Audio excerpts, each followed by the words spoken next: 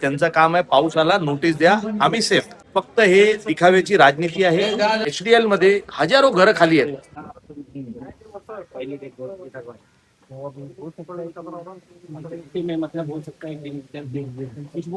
आज दरड कोसळल्यामुळे चाकीनाका परिसरातील गौशा चाळीतील 6 जणांचा मृत्यू आणि 4 जण जखमी झालेले आहेत. चाकीनाका परिसरातील विविध नागरी प्रश्नांवर ज्वलंत आवाज उठवणारे महेंद्र भानुशाली यांच्याशी आपण बातचीत करणार आहोत. आपण चाकीनाका परिसरातील प्रत्येक नागरिक समस्यांबद्दल विविध आवाज उठवला आहे. या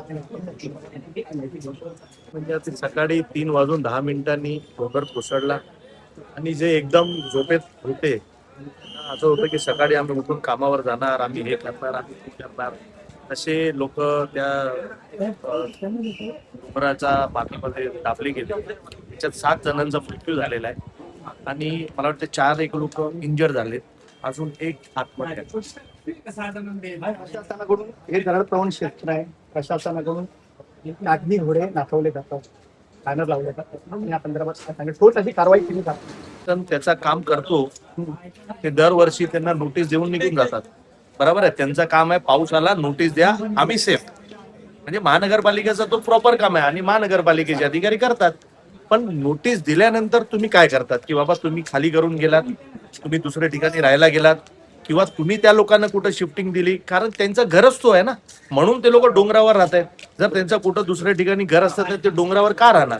परंतु अशी कुठलीही शहानिशा होत नाही. त्यानंतर नोटीस दिल्यानंतर विषय तिथे थांबतो. त्यानंतर महाराष्ट्र शासन 4 लाख रुपये देतो आणि मुंबई महापौर 3 लाख रुपये देतात. चांगलं काम करतात. त्यांना असं वाटतं की आम्ही खूप चांगलं काम करतोय, 4 लाख आणि 3 लाख देतोय. पण त्याच्याने त्या परिवाराचा पूर्ण आयुष्यभराचा सगळे चालणार आहे का त्या 7 लाखावर. फक्त हे दिखाव्याची राजनीती आहे. या डोंगरावर ना या लोकांना खाली कसं उतरवायचं ह्याच्यावर प्रॉपर काम झालं पाहिजे. एकतर हे पूर्ण स्लम एरिया आहे. मी नेहमी सांगतो हे स्लम एरिया आहे. इथंच तुम्ही बिल्डिंग उभारा, मोठे मोठे घरं बनवा, बिल्डिंग्स बनवा. त्याच्यात त्या डोंगरामध्ये राहणाऱ्यांना बिल्डिंग मध्ये घरं द्या, स्लम मध्ये आहेत त्यांना घरं द्या. किंवा HDL मध्ये हजारो घरं खाली आहेत. तुम्ही गेलात ना HDL मध्ये, मला वाटतं 15 वर्ष झाले ती बिल्डिंग बनली आहे. आता ती बिल्डिंग पाडायच्या आरेवर आहे.